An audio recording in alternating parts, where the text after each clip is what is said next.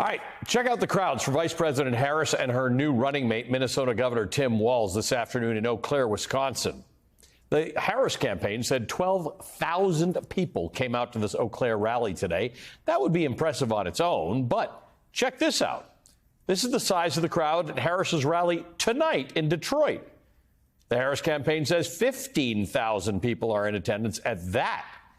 Today, the Harris campaign revealed that since announcing Minnesota Governor Tim Walz as a running mate, in just the past 24 hours since then, the campaign has raised a whopping $36 million. The Democratic fundraising site Act Blue said that the peak of their fundraising came in at $4 million in a single hour. That was the hour that Harris and Walz spoke together yesterday evening in Philadelphia. The excitement around the Harris-Walz ticket is palpable, and it's clear that the excitement has Trump and his running mate, J.D. Vance, scrambling to come up with new ways to counterattack. As far as Trump trying to attack Kamala Harris has gone this week, it hasn't gone that well, actually. Earlier this week, Donald Trump started referring to Vice President Harris as Kamabla.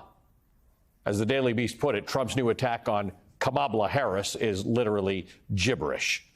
Or more directly in the New Republic, Trump's new nickname for Kamala shows how desperate he is. Kamabla is clearly not the strongest point of offense that that campaign has, but when it comes to trying to attack Harris's new running mate, Tim Walz, it does seem that both J.D. Vance and Donald Trump have found potentially potent lines of attack.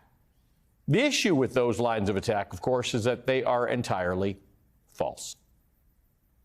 What really bothers me about Tim Walz, it's not even the positions that he's taken, though certainly he has been a far-left radical. You know what really bothers me about Tim Walz as a Marine who served his country in uniform? When the United States Marine Corps, when the United States of America asked me to go to Iraq to serve my country, I did it. I did what they asked me to do it, and I did it honorably, and I'm very proud of that service.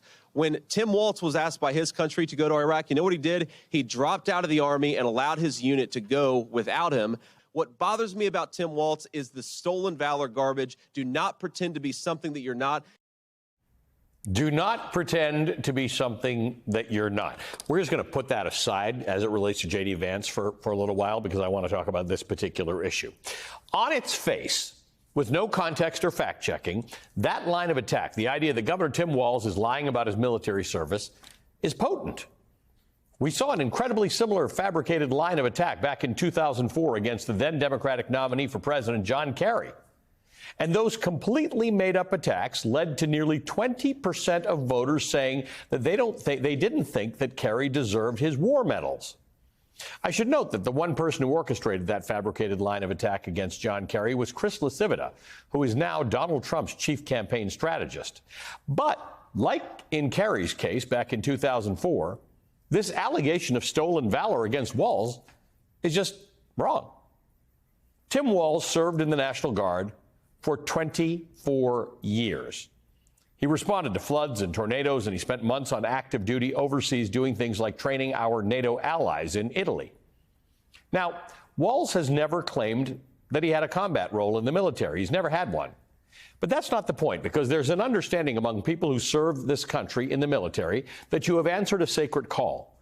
No matter what you are, whether you're in reserve or you're active duty, no matter whether you're a cook or a mechanic or a fighter pilot, no matter whether you serve at home or abroad, no matter whether you see combat or not, Tim Walz never saw combat. But you know who else didn't see combat? J.D. Vance. Vance was a civil affairs Marine who took photos, wrote stories, and escorted journalists around Iraq. But that doesn't matter, because neither of these two men have ever pretended that they had combat roles. They both had incredibly important non-combat roles, and they are both veterans, and we should be grateful to both of them for their service to this nation. The only reason Walz ultimately left the National Guard was to run for Congress. I mean, you go back and listen to how he presented himself, even in that very first run for office, doesn't sound like stolen valor to me.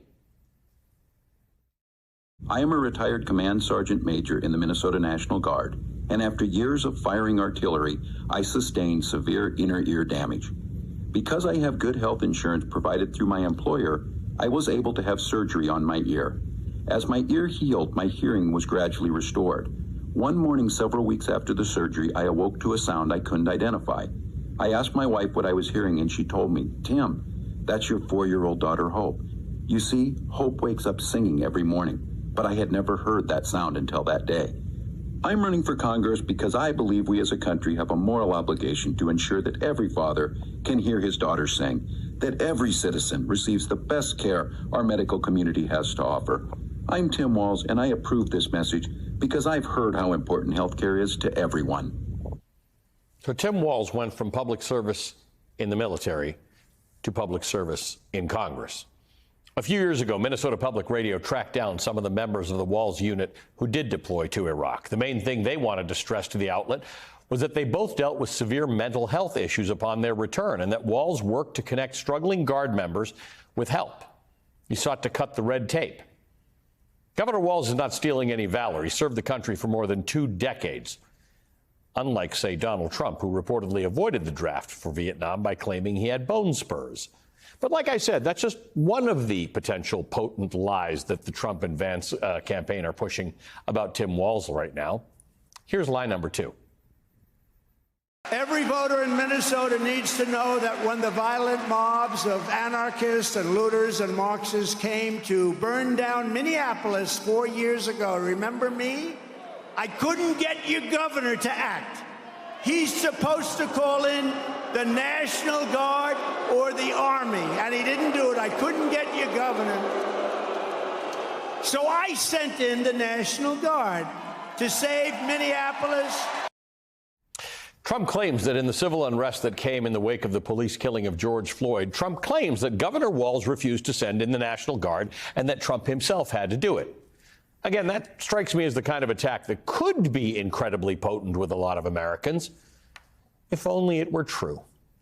But again, it's not true. Today, ABC News obtained newly released audio of Trump himself, 4 days after Governor Walz called in the National Guard.